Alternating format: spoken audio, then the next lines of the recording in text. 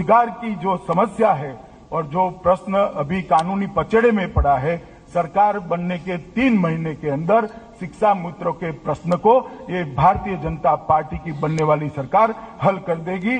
और उत्तर प्रदेश में हम महामना मदन मोहन मालवीय संस्कृत विश्वविद्यालय की भी स्थापना करेंगे। मित्रों, गरीबी से मुक्ति का सपना साकार, प्रदेश के सभी गरीबों तक बिना जाति और धर्म के चर्चा करेंगे आप लोगों से।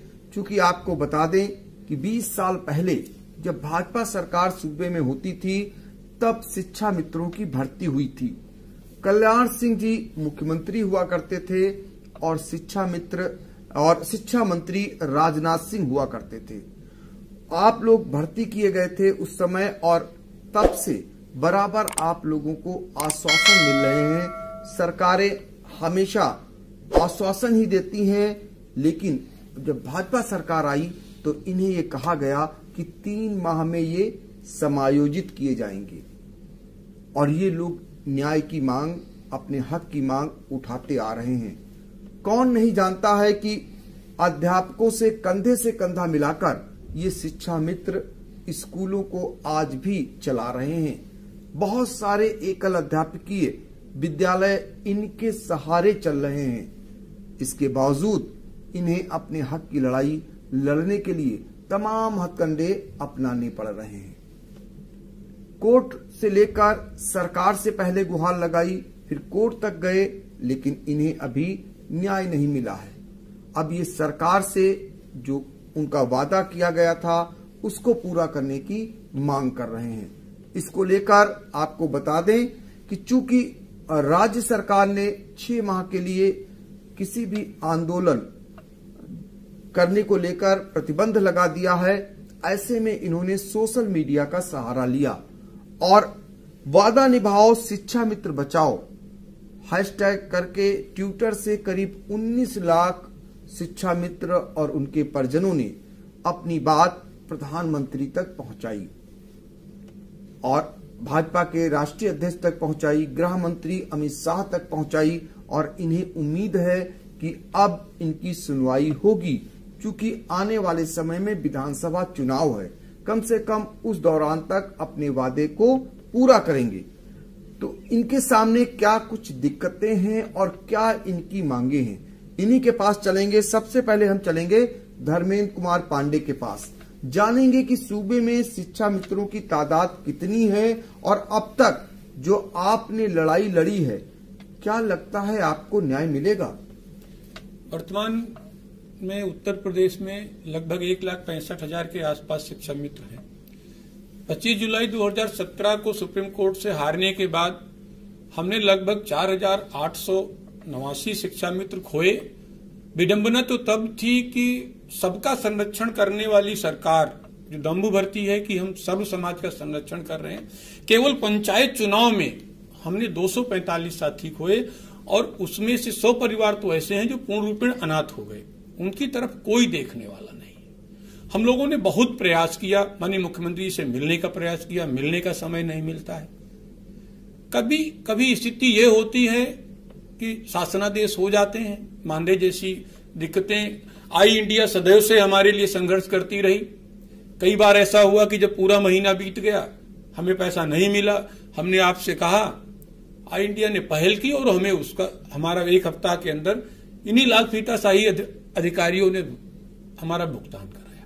तो ऐसी स्थिति में हम लोगों के सामने बड़ा धर्म संकट है, पीछे कुआं है, तो आगे खाइए। ये बड़ी बात आप कह रहे हैं कि मुख्यमंत्री से आप समय मांगते हैं, आप लोग समय नहीं मिलता है।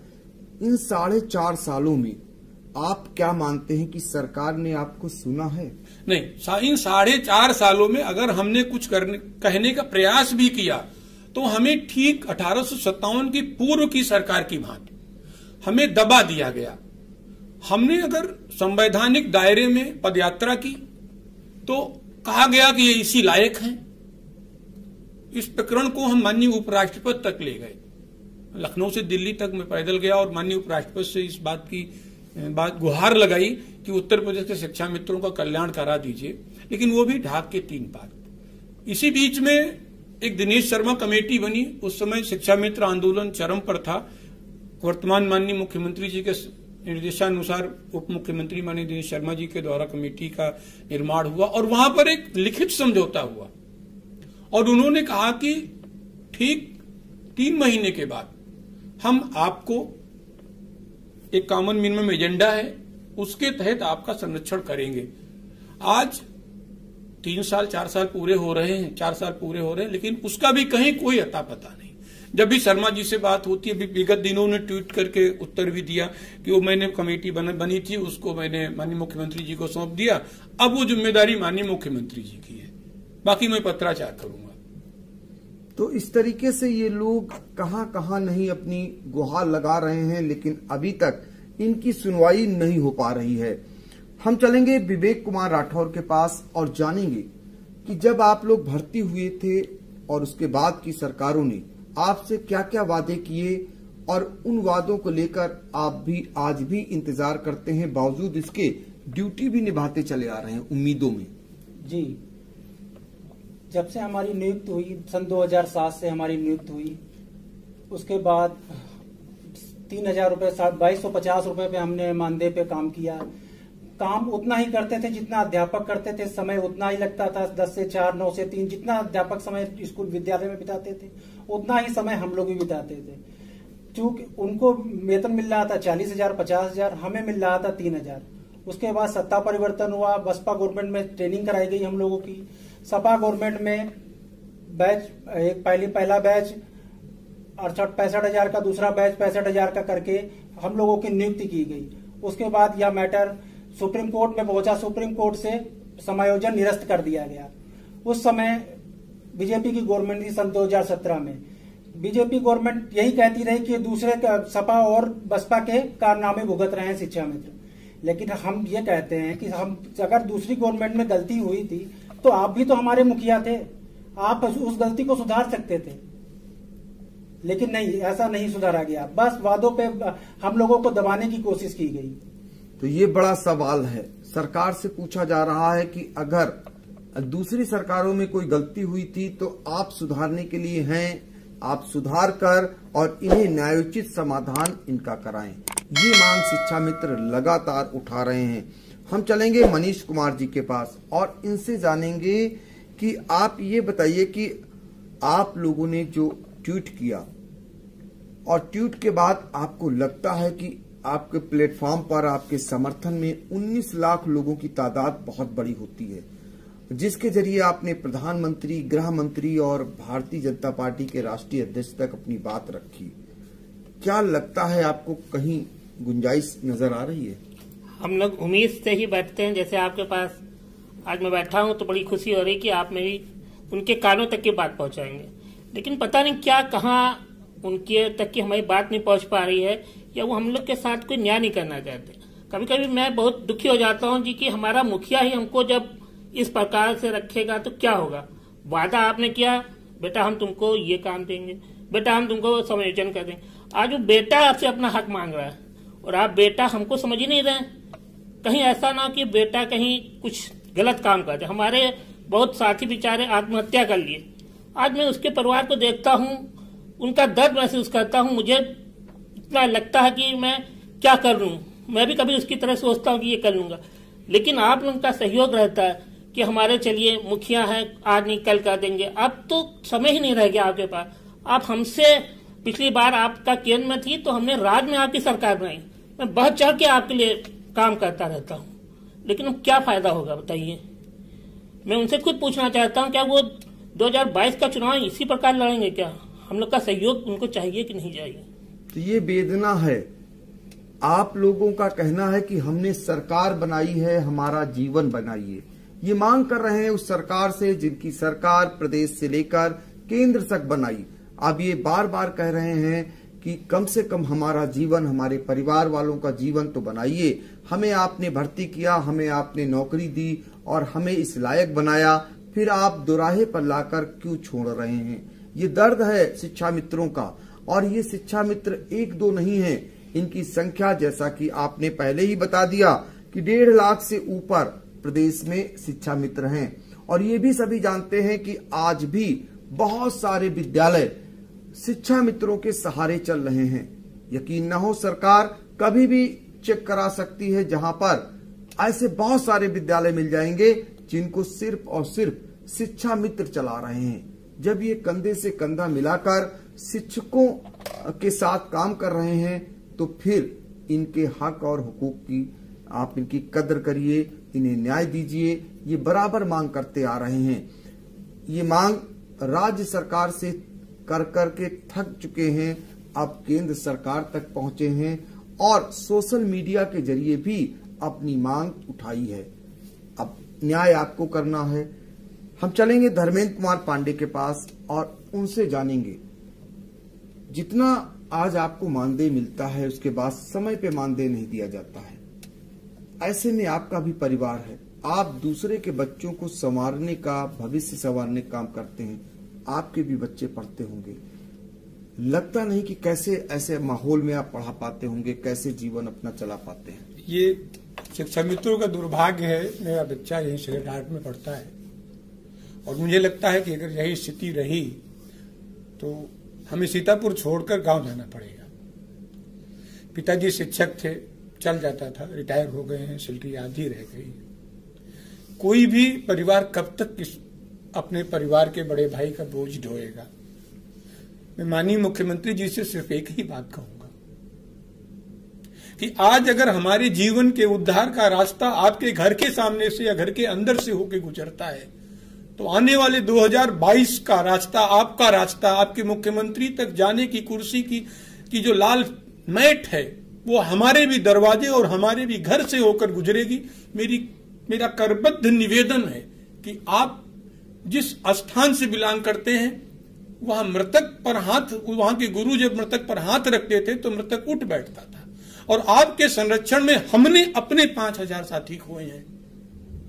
हमें 2022 में किसी गलत निर्णय के लिए मजबूर न करें और हमारा उद्धार कर दें।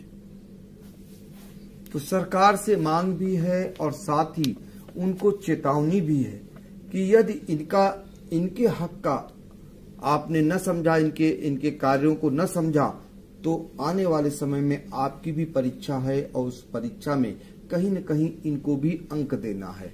ये शिक्षा मित्रों की वेदना भी है और सरकार को चेतावनी भी है, जो फिलहाल अब 6 महीने तक धरना प्रदर्शन कर अपना विरोध प्रदर्शन नहीं कर सकते, लेकिन सोशल मीडिया के जरिए अपनी बात आप तक पहुंचा रहे हैं, निरंतर पहुंचाते आ रहे हैं। हम विवेक कुमार राठौर से जानेंगे कि कई बार ऐसे क्षण आते होंगे कि आप लोगों को समय पर जो भी मानदेय मिल रहा है वो भी नसीब नहीं होता है। उस समय आप कैसे गुजर बसर करते होंगे? मानदेय न मिलने की वजह से अत्यंत बहुत ही दुखों का सामना करना पड़ता है। एक तो 11 महीने का मानदेय मिलता है। इस समय ये जून का महीना चल रहा है, ये जून में हम लोगों को मानदेय नहीं मिलेगा। पता नहीं कैसे हम लोग अपना खर्चा चला रहे हैं। ये तो हम ही लोग जान सकते हैं कि कैसे खर्चा चला रहे हैं। बहुत लोगों ने तो लोन ले रखा था, लेकिन इस समय पोजीशन ये है कि जेब में एक पैसा नहीं है, तब भी घर का खर्चा लगा, 4 लोग खर्चे वाले, क्या करा जाए? घर में एक खाने को नहीं है। अब इस समय हम लोग कैसे चलाएं? पूरा जून हम लोगों को मानदेय नहीं मिलता है।